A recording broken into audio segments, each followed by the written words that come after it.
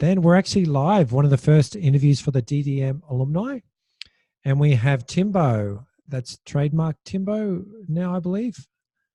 Yeah, absolutely. It's trademarked. I encourage you to look up to Australian copyright. What are they called? I can't remember what they're called now. The people who manage copyright in Australia. Yeah, that's them. Excellent. And today we got you talking about IGTV, which is actually your thesis? Yeah, I've been studying IGTV as part of my Masters of Communications at Deakin University, which is more of a mouthful than I anticipated and a lot more work than I anticipated. Excellent. Well, this is one of my first interviews. Then you've given permission to ask stupid questions and let that roll on.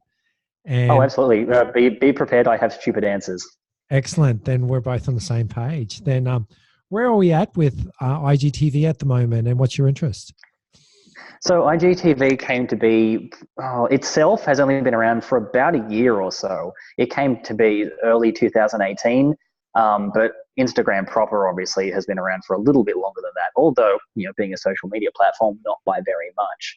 IGTV came out specifically as Instagram's answer to getting people to, I think, watch more long-form content, or indeed any video content on their mobile devices. You will find that other platforms came out with similar things, such as Facebook Watch came out not too long after IGTV did, and YouTube actually changed the way that they handle portrait-oriented video not too soon after IGTV as well. So they all kind of came rushing to the party within the space of a couple of months of each other.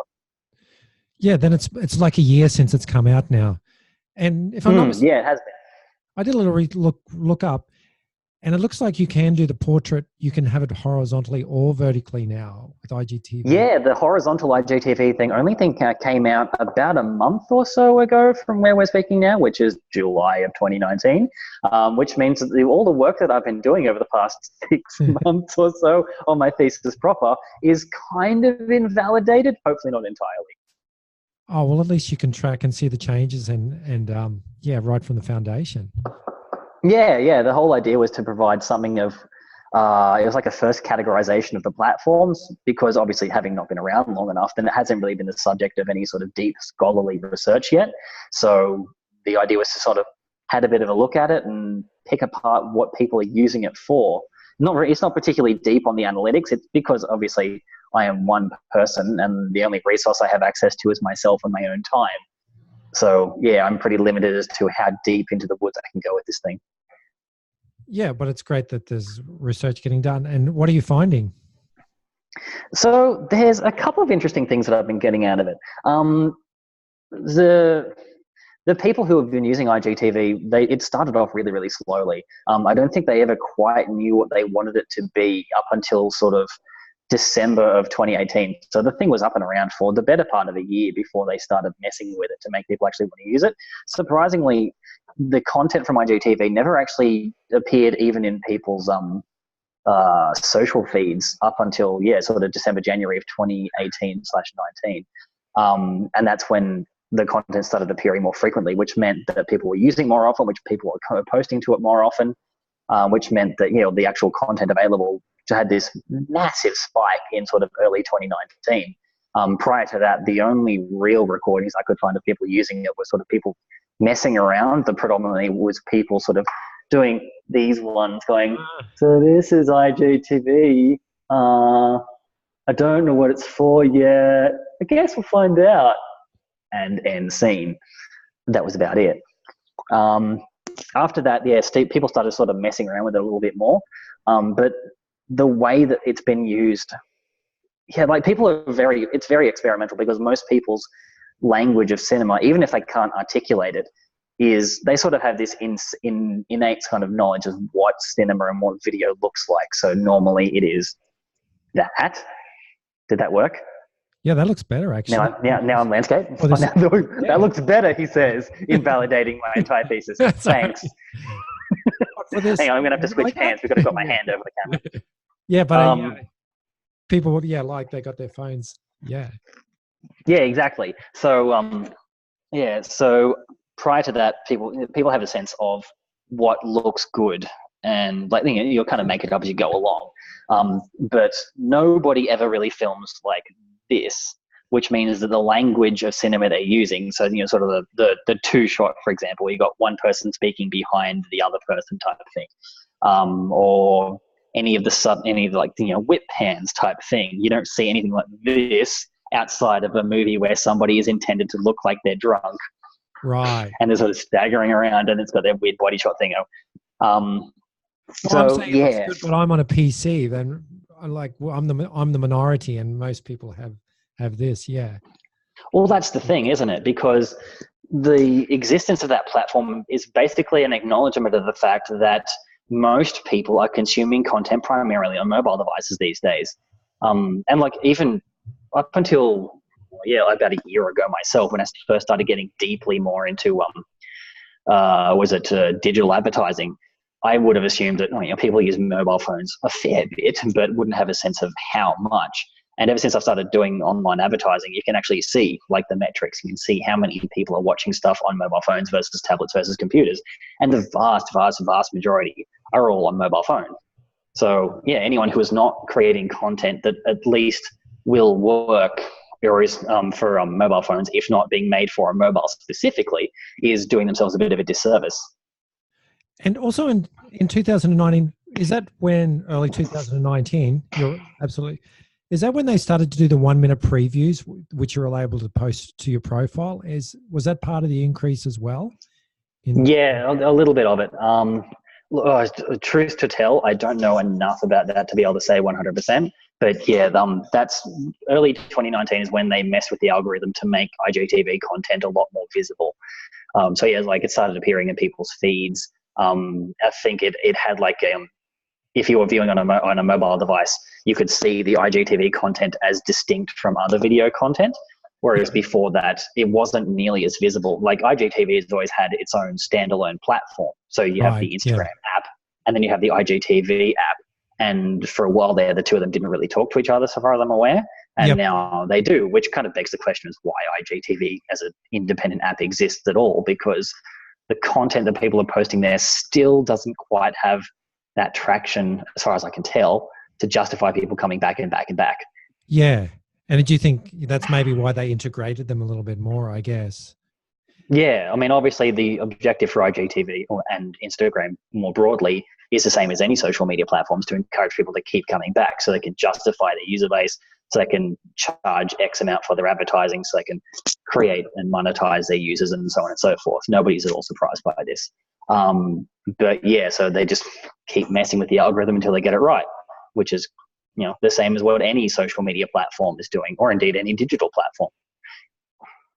And it seems like from what you're saying also that more and more are coming on board. It's here to stay now. It seems established enough at the same time. Yeah. Yeah. It's been a slow burn. As to, there we go, the mobile phone is precariously perched on a computer monitor and a shelf behind it. See how long that lasts. So exactly where it's going to fit into people's lives, I still have no idea. I get the impression that long form mobile video is kind of in that weird spot that, say, tablet devices were, and even smartwatches are now, in that there is potential, but nobody quite knows what to do with it and what niche it's going to fill. And brands are coming, like on average, brands are getting more involved at the moment. But whenever something new comes out, it's always such an opportunity for marketers, because there's always such clutter, and like YouTube now, it's more difficult. Yeah, it's that weird thing where you've basically got free reign to do what the heck you want, but also it's hard to justify spending any significant amount of time on it, because at the end of the day, there's only so many users there. So it's like you can mess around with your brand, but then as if you're a marketer, you want to protect the brand as much as you can. And so there's only so much experimenting you can really do. And at the end of the day, if you're spending all this time messing around on IGTV, when realistically everyone's already on Facebook, then why are we here type of thing? So yeah, I think the integration of IGTV content and Instagram content was obviously a means by which Instagram could bring those two audiences a little bit closer together. And it's just a matter now of people trying to figure out for themselves, as in content creators, figuring out what content they want to put there. And so part of the thing that I was looking at was looking at whether the content that was being published to IGTV was in fact made specifically for it, or whether it was that thing where people would create a video and then publish it on IGTV and YouTube and Facebook and yada yada yada. Because obviously that's a lot more a lot more efficient way of getting the job done, because you don't have to create 3 or 4 or 5 different videos for each individual platform. Who has time for that? But by the same token, IGTV being a mobile first and originally a portrait only experience, then obviously if you're posting landscape stuff there, it would either get cropped or you would have to letterbox it. Yeah, well, if you got the 16:9 available now, why not, the videos that you prepared in other formats, upload them. It's a low amount of effort for a potentially a good opportunity to get in early and start to establish an audience right up. Yeah. Right up. Yeah. Yeah, absolutely. And the question now is, since IGTV is allowing landscape content when originally it didn't, then obviously you're opening the door to people creating content for other platforms and reposting it to IGTV. Okay, cool. That means people are more likely to post their content, but they're posting the same content that is everywhere else, which begs the question of why would you post it to IGTV when YouTube is specifically designed for hosting and sharing content elsewhere, whereas sharing content from IGTV is still problematic. So it kind of begs the question of why would you bother with IGTV at all? Yeah, and I've never been on. I've always avoided. I have a travel business, and I have YouTube videos, and I'll link to my website. It doesn't seem to get much cut through, even though some of the videos get a lot of views. But I'd imagine it's even more difficult, and I've always stayed away from Instagram because you can't seem to have links direct to your products in that regard. Yeah, more than any other platform. Well, yeah, any other platform that I can easily think of. IGTV wants its users to exist in that ecosystem and go nowhere else. A bit like Apple, really. I think like the only other one I could think of off the top of my head is maybe Snapchat, but like Snapchat's designed for more for ephemeral content. So the fact that you can't share it is more a reflection of the fact that it's not there when you go back, rather than them not wanting to share it at all. And you're right, YouTube videos, it's like you can go from YouTube to your website, which is fine. But more commonly what you do is you post to YouTube and then you post a link to you embed the video elsewhere.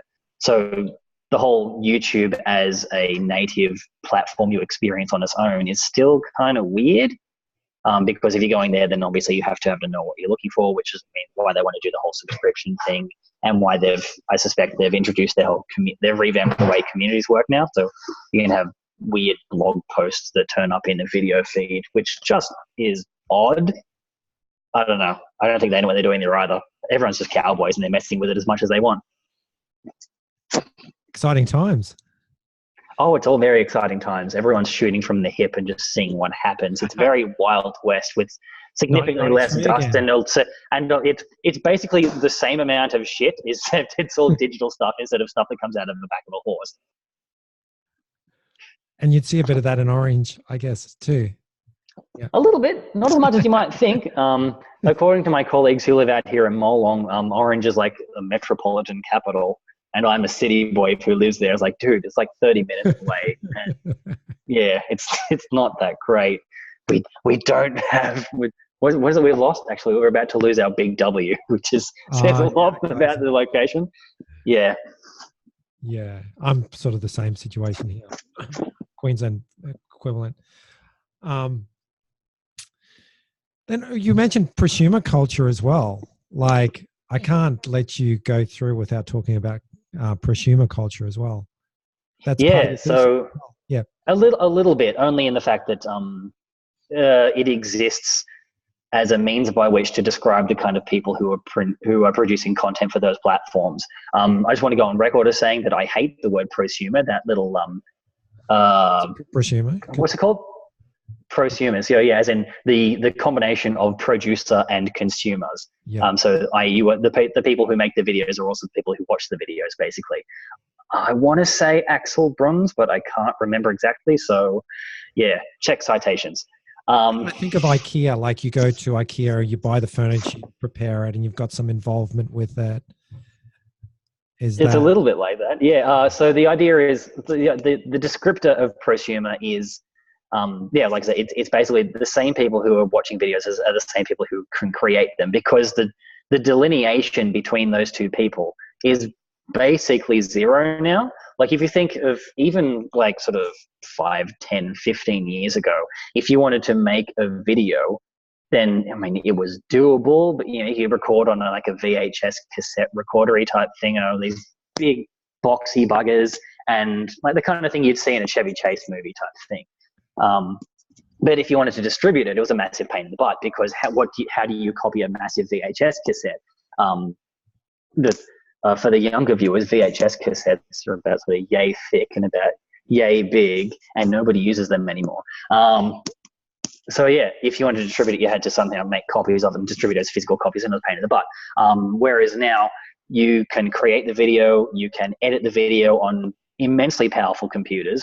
Let's face it, even iMovie is a really powerful little editing program that basically anyone has access to. And you can also share that content much, much, much, much, much more easily. So all of a sudden, these media organizations, places like your Universal Studios and your Channel 10s and your Channel 9s and whatnot, their dominance to the media landscape has been dramatically shifted away from their favor.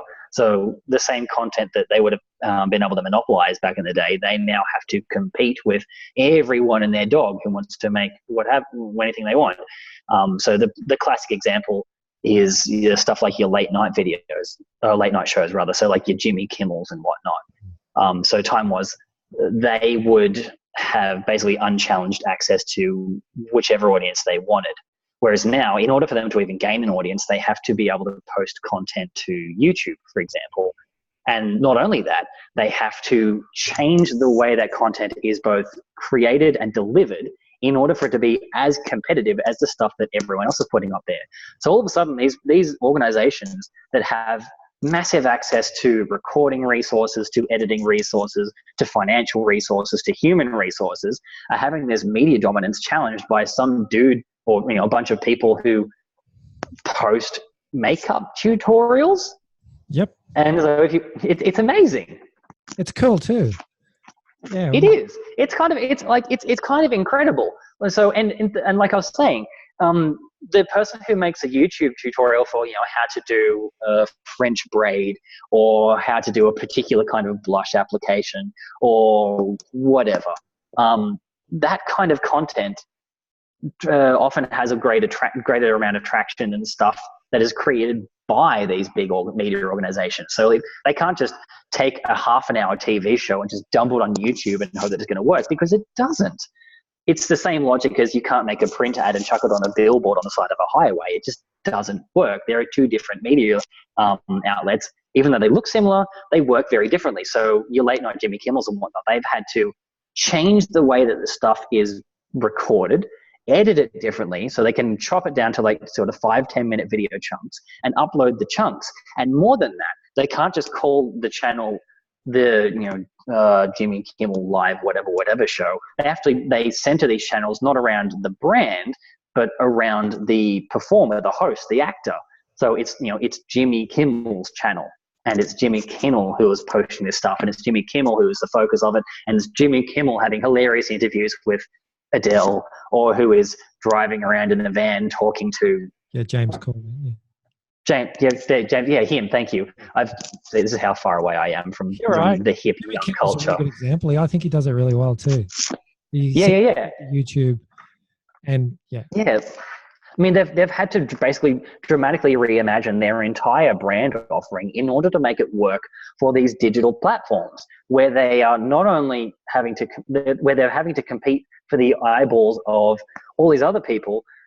They're competing for the eyeballs of the people who are not only watching their content, but are creating content of their own to compete with these other things, and that's prosumers. Yeah, and we're part of the process. Yeah, Yeah. So it's amazing. It basically means that their audience is also their competition.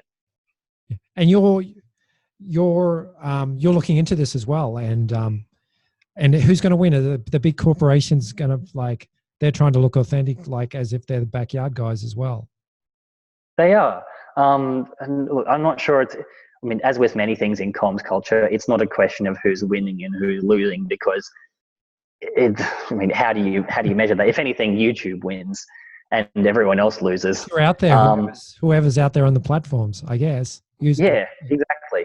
And the thing is, everyone treats the platforms like the platform is just a hosting service, and it's easy to forget the fact that anytime YouTube decides to mess with the algorithm, it messes with the monetization model for everyone who was on there. So not just Jimmy Kimmels and whatnot, but everyone who makes YouTube tutorials and everyone who posts funny cat videos and anyone who tries to monetize things, their video essays or their tutorials or their whatever. So yeah, if it's not, it's kind of like you've got your big publishers and your small prosumers who are kind of battling it out for eyeballs, and in the middle of it all, there's this great big behemoth YouTube who is staring down at everybody from atop their high horse and laughing gleefully as they rake in the advertising dollars. Well, YouTube doesn't really pay that generously. I'm not sure this video is what's going to happen to this video now, if it's going to go down in the algorithms for saying that. Biting the hand that doesn't feed. Yeah. It doesn't pay the bills. You need that Patreon account or something like that. And at least with YouTube, though, you can have the link to Patreon. With Facebook video now, they're asking 30% commission. You have your supporters and they're asking 30% commission. Or Patreon. Yeah, I mean, these platforms have basically inserted themselves into the ecosystem, made themselves almost indispensable to the ecosystem, and now they're ripping the rug out from underneath everybody who contributes to that ecosystem. That's the model. And that's the thing, which is it's kind of bonkers, because there's this whole this whole structure that's grown up around these platforms, and assuming these platforms are always going to be there. And then anytime the platforms mess with how they work, it messes with everybody who's come before. So they have to kind of reinvent the wheel a little bit, which is the reason why whenever I'm dealing with this kind of stuff, and like you have clients who are like, oh, we have to be on Facebook and we have to be on YouTube and this and this and that, blah, blah, blah. And they treat the being on the Facebook as the end goal. Like, no. The Facebook is there as a means to an end. If your audience is Facebook, you don't own the audience. Facebook owns the audience. Yeah. You just happen to be there. So the objective is always to pull them to somewhere else. Yeah, I think that's a good point. Looking at the platform, how can you use it to your advantage, that you're not the prosumer who only creates for the platform. You actually there's actually some play in it. You get some. Yeah, which is it's about sure. Yeah, go on. Oh, I was going to say, like, I've forgotten already. It's kind of weird that there's this whole content marketing model that's grown up around these kinds of things. Like, we have to write blog posts about this and videos about that, and we have to do podcasts and and all these things. It kind of built around these social media platforms. What is going to rake in the likes on Facebook, what's going to get a whole bunch of views on Instagram, all that kind of jazz. And all these time and resources are dedicated to making these things that are by their very nature kind of ephemeral, and sometimes can be completely unreliable. And it's not through the fault of the person who made the thing, it's through the fault of whoever it is that tweaks the algorithm on the other side that suddenly messes with their audience. So yeah, it's like everyone just sort of runs to keep up with each other and also keep up with whatever the latest trend is and who's been messing with the algorithm. With YouTube video, your videos there, like if you start to get a few videos, and that's one of the reasons I got you on today, that we're building the DDM alumni channel. With YouTube, if you get a back catalog, there's more and more chances that your other videos will get watched as well, if you produce good content especially. And I really believe it's one of the best ways for marketers to really make an impact. I mean, it's much easier than getting to the top of an important, if you have a good keyword or a good topic, YouTube's a much more direct route than like getting the top page on YouTube, on a Google search, for example. And maybe it can be, yeah. Then is that opportunity there with IGTV? Have you found is it possible to look easily through your back catalog? It's really difficult to say. And look, truth to tell, the data that I've been collecting hasn't really been looking at that anyway. So the only thing I can offer is sort of rough anecdotal evidence. And the anecdotal evidence to me suggests no, it's not. Because, like I was saying, IGTV, it looks more than anything else, it's created a kind of a walled garden type thing. Yes. So yeah, like the content that you create, it doesn't link anywhere else, which is fine, because then you've got, the Instagram shopping experience. So obviously the IGTV experience is very much geared towards anyone who can offer that sort of retail experience where, like, hey, if you like the dress the host is wearing, you can buy the dress, click here type We'll thing. have that link. Yeah. And it's not linking to anywhere external. You're buying directly through the Instagram UI, so you never leave the experience. Is that up and And on? in Is that up fact, and running now? yeah. Sorry. At least I'm pretty sure it is. I don't know. I haven't actually bought anything through IGTV or through Instagram rather, so I couldn't tell you for certain. But I do know that if you are, for example, scrolling through somebody's feed, or indeed scrolling through your own sort of search feed, I don't know what it's called, you get the little icons on there telling you whether this is a video or whether this is an IGTV thing or whether it's a shopping thing you can click on and buy. So yeah, they're obviously it's nice that they're making that transparent. But yeah, like I said, it's a very much a walled garden experience. So you don't have to leave. Yeah. If at any point it becomes popular, then they have the market cornered. They can increase their commission. Yeah, then you're sort of walled in to whatever changes they want to subject you to. Yeah, and that's it. And the other interesting thing about IGTV itself is that it's weird in that it kind of appropriates the experience of its namesake, television, yeah?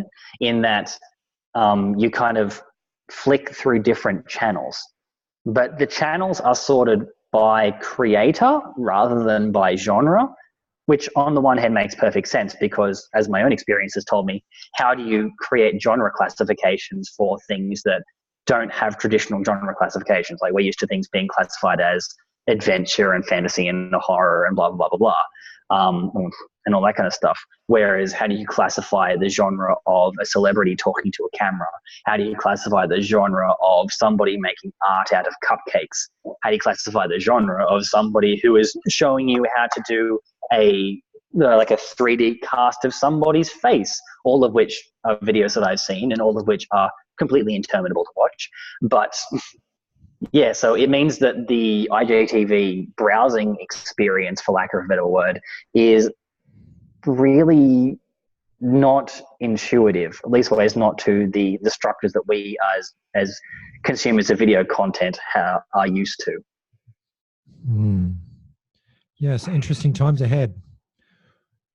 Where do you see it all going? Honestly, I am not sure. I said honestly twice. Yeah, look, truthfully, I don't know. It's because IGTV and Instagram generally don't have a direct amalgam anywhere else. Like, they appropriated a lot from Snapchat, and obviously there's a lot that's been from Instagram that's been appropriated on Facebook and on other ones. But this is still very, very early days. Like, it's important to remember that none of these social media platforms are mature in any sort of conventional sense of the word. Like, there's been academia and scholarship written about TV and movies from day dot, but then these are things that have been around since the 1920s, at least in mass media forms. Whereas, like, social media has been around for, what, 10, 20 years at the outside, if you're being very generous.